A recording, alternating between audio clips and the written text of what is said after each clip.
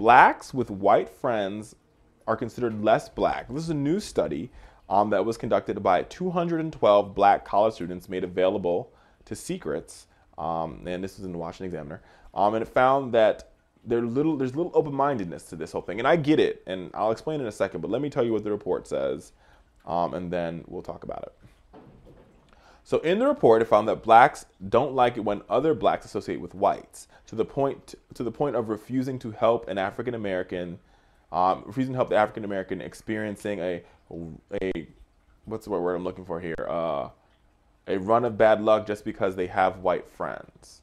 Right? The study was in April, and it was authorized by the Social Psychology and Personality Science, and they found like this whole idea of black code is alive and kicking and being promoted in the black community, and having cross-racial friends made black folks seem less black. Now, this is very interesting because I'm one of those individuals where, so I don't come off as, I don't really like talking, well, no, that's not true because I do, but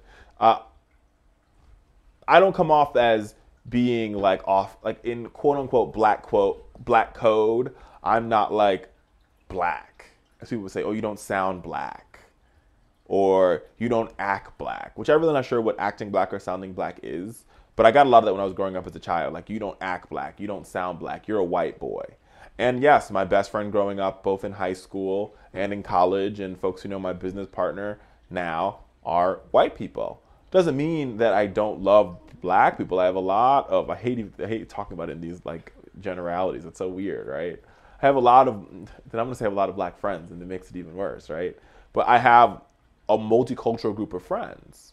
But in college, I will say this. I will say in college, I found, maybe I'm a perpetuator of this, but in college, I did surround myself with a group of black men who are still my friends to this day, and we became sort of a group of friends, and we found those who associate with all white folks to be, quote unquote, less black, or they lost their identity.